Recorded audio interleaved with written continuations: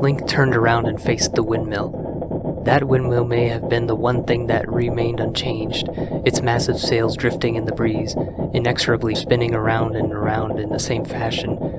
He entered the structure. Inside was the same machinery chugging away, but this time, the sloshing of water was audible below him. He looked to the right side. Sure enough, a short, bald man in bare feet was there, crouching over something he was intently focused on. It looked like he was tinkering with something, a box with a crank. Link approached him.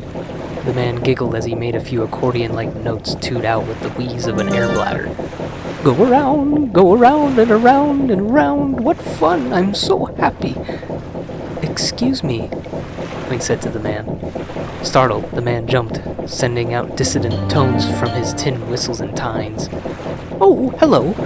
Don't mind me. I'm just a music man who loves to go round and around. I'm trying to come up with a musical theme inspired by this windmill, going around and around and around. A musical theme, you say? Link said to the man, who was a cheery bloke this time around, making what he was about to do difficult to carry out. I have a song on my ocarina. Would you like to hear it? Kid, I take inspiration from anywhere I can. Let's hear it. Link sluggishly cupped his lips around the light blue mouthpiece and played the song that brings storms.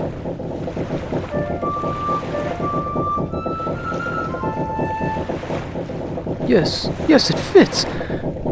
Go around, he sang gaily to the melody. Then, like clockwork, the wind outside started howling into the windmills high above, and they brought with them a heavy rain, which began as suddenly as it did 7 years later. Go around, what? It's going way too fast! He was correct. The massive wheel platform, which occupied most of the space in the tower, spun swiftly, almost violently. The sloshing grew louder and louder, as presumably the water level in the chamber below rose higher and higher. That is, until the noise stopped altogether, at which point water started to seep up from the rim around the perimeter of the spinning wheel. What have you done? The bald, bearded man was now back to the way Link had met him, as he scrambled to pick up the pieces of his future crank organ before the puddle of water could reach them. Link ran out without saying anything, not even an apology, which he was tempted to give. Despite the sheets of rain, Link could still see the well. There was no more glimmer, for there was, at this point, not a lot of direct light to hit it. Upon a closer inspection down at the well, Link could see nothing but darkness down the shaft. He looked to Navi, as if he had pulled off something genius. He climbed in, beginning to shuffle down the same wooden rungs. It was noticeably more difficult in his boy body, especially with the compromised wet grip. But he made it down, splashing into a puddle that had already formed from the downpour depositing into the well. The dim amount of daylight he had this time around revealed no boulder, just a small tunnel that was not yet blocked. Link recalled the sheer terror he experienced from the monster that escaped from there. He really had no idea what could be on the other side of the hole, but he took the courage he had and squeezed on through the tight passage. Inside, the dank and musty air hit Link's nostrils, reminding him of past ventures. Only this time, there was a stench that was almost unbearable. The tunnel opened up to a chamber filled with this air. It was pitch black, until a set of torches lining the walls were suddenly set ablaze.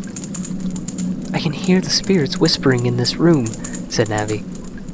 Spirits? Link retorted. The torches had indeed just mysteriously lit themselves. Look for the Eye of Truth. That's what they are saying. The eye that could see the truth. Link repeated the words of Sheik. It was indeed down there. The torches revealed a squared, U-shaped tunnel that was about 10 feet tall and lined with cobblestone, with a trench of water down the middle. Just ahead, a rusted door beckoned, waiting to be opened. Link turned the corroded knob and creaked the heavy door open. In the next room, a filthy cell closed off by iron bars flanked Link on either side. Straight ahead, a set of timber poles tied together stood as an X in the middle of the chamber. A steel chain hung down from each tip, and at the ends of these chains were steel rings glimmering in the dim torchlight, wide enough to encircle one's wrist. What is this? Link asked, though he thought he knew the answer from a stain of red beneath the contraption. Before Navi could give him an answer, they were interrupted by a loud thump, seeming to come from the next room. Sure enough, another steel door welcomed entry into that room. On the other side of the door, a set of 6 caskets were laid out by rows of 3 in the center of the chamber. But to Link's right, something genuinely gave him a thorough start. The thump had seemed to come from the lid of one of the caskets falling to the ground, and beside it, a figure Link had seen before stood, looming. "From the market," Link whispered, gazing into the gaping holes of its mask's eyes sockets, which held an expression of empty solitude. The lanky brown figure twitched its scrawny, gaunt body, its back hunched, arms hanging, and head drooping. "That's a re-dead," Navi warned. "A dead body reanimated by dark magic that will attack the living. Its gaze will paralyze you." Navi was right. It was so fascinatingly horrifying that Link didn't even react to Navi's words of caution until it stumbled close to him. He reached for the Master Sword, only to find his old Kokiri blade, but it was enough to give the reanimated corpse a good slap to the chest. The ghoul stumbled back a step, spilling a rust-colored fluid from its abdomen. But it wasn't enough. Link's back tensed as his cold, filthy skin pressed onto it, its bony knees clamping on Link's sides as if he were a horse. Its lanky arms enveloped Link's head like a snake around its prey, while its unkempt fingernails dug into his face. Its rugged feet scraped Link's legs, which were buckling under the weight of the partially decayed body bearing on Link's shoulders. Link, horrified by this incident, dropped his weapon. As the fiend's grasp grew tighter around his throat, Link could do nothing but wriggle and stumble about with the sack of decayed flesh on his back. The petrifying smell of unchecked rot, which seeped through the holes of the wooden mask, started to fade, for Link's ability to breathe grew short. Finally, he crashed into the damp stone of the wall behind him, smashing the re-dead, and causing it to release its grasp. In the couple of seconds in which the body lay on the ground, Link grabbed his small sword and stabbed it in the throat, making it groan in a low, skin-crawling tone. Link stared at the wooden burial mask on its face. This mask, the casket, this person was laid to rest down there. But why? Now that Link could focus on what lay in front of him, he saw a door chained up with a padlock beyond the 6 caskets.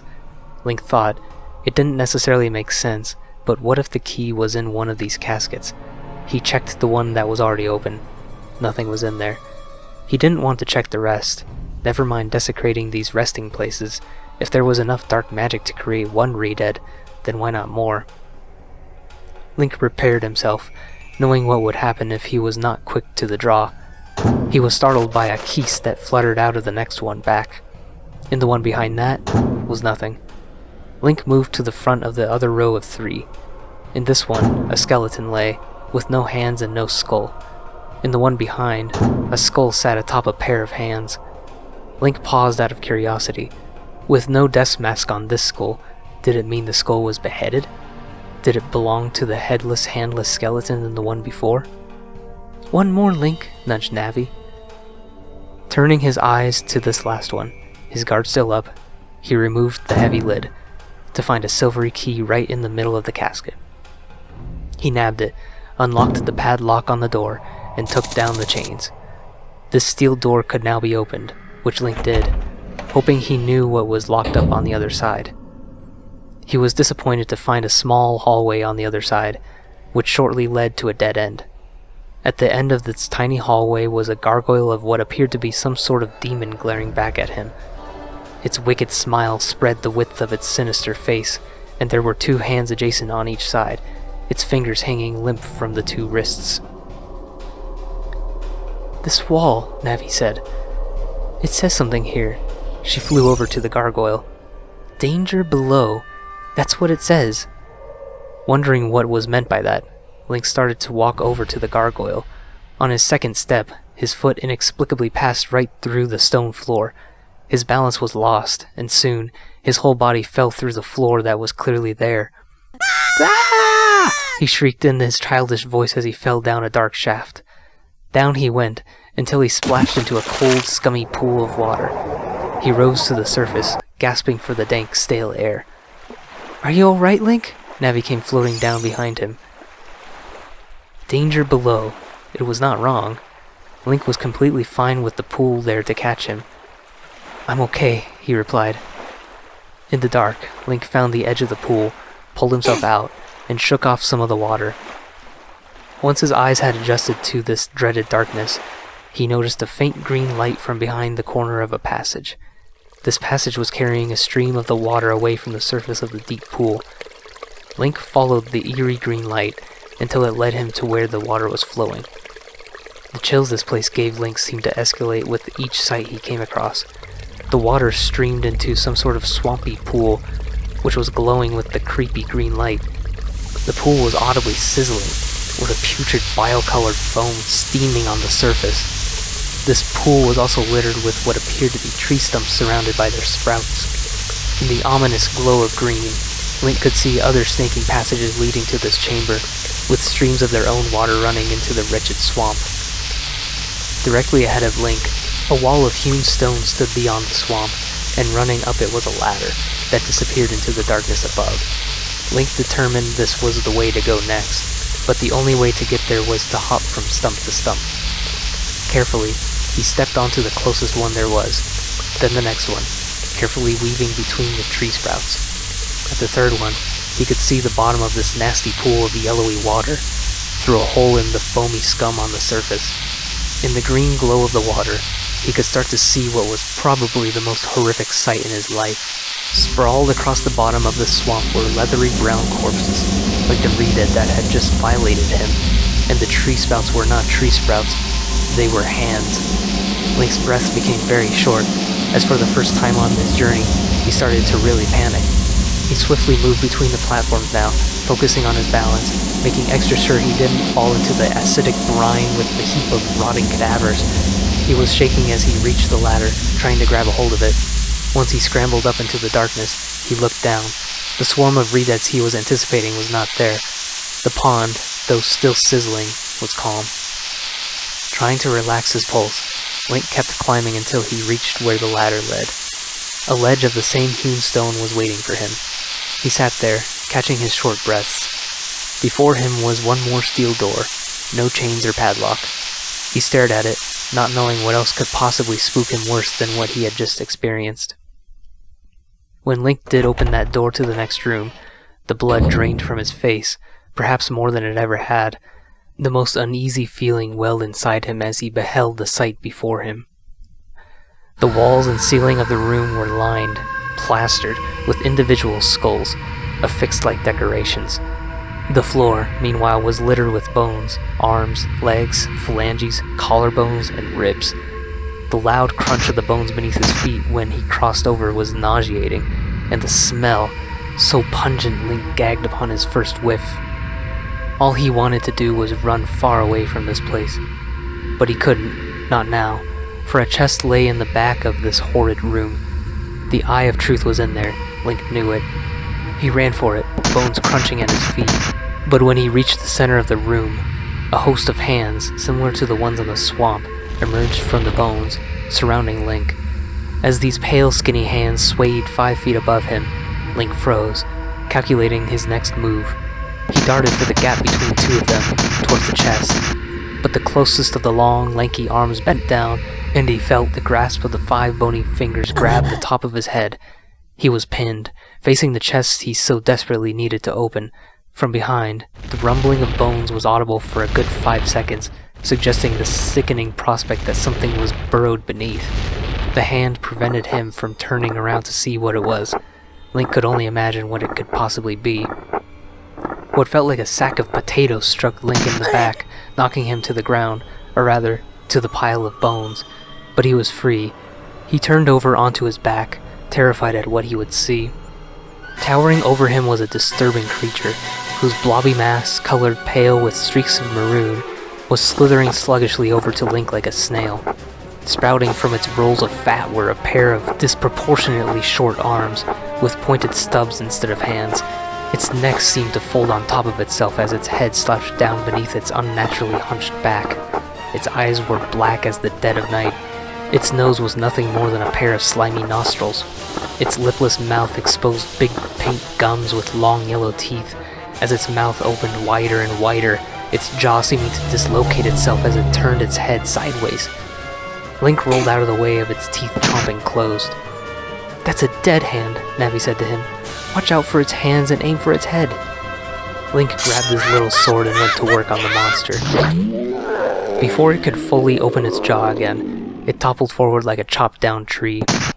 After it shivered a couple of times, it finally was still, before its jiggly body turned to a jelly-like consistency and oozed back down into the pile of bones like it was melting. Meanwhile, the hands guarding the chest had absolved, and the treasure inside awaited. Inside, there was an object much like a magnifying glass, with a bulbous purple handle and an eye-shaped lens in a frame ornamented with 3 pointed studs on top of it. Link noticed this object matched the very symbol for the Sheikah, the eye with the single tear, the tear acting as the handle. The lens itself even had a pupil like that of an eye. "Is this the Eye of Truth?" Link asked, though he was sure it was. "Looks more like a lens," Navi retorted. "I wonder if it lets you see things better." Link turned it around and put it up to his eye. The eye put a strange filter of color on everything Link looked at. Everything in the room was the same, except for another door right in front of him. He didn't remember seeing another door. Sure enough, when he took the lens away, the door was not there, just the same pattern of skulls like there was throughout the rest of the chamber. Link put the lens back up to his eye, and reached for the invisible knob. It was indeed there. He felt it. He opened it. He went through it. This lens lets you see the truth. Link knew he had found the Sheikah artifact Sheik described to him, one he would need to enter the Shadow Temple. The Eye of Truth. The Lens of Truth, Navi suggested. The door led to a long, narrow, unlit passage. Link used the moist stone of the walls to guide him along it. It led all the way back to an invisible door in the entrance to this sinister place. "I've had enough of this place. Let's get out of here," Navi said to him. She read Link's mind. The horrid things that lay at the bottom of this well could never be unseen, but he could now leave them behind. Besides, he had a mission to get back to, even if it did take place 7 years in the future.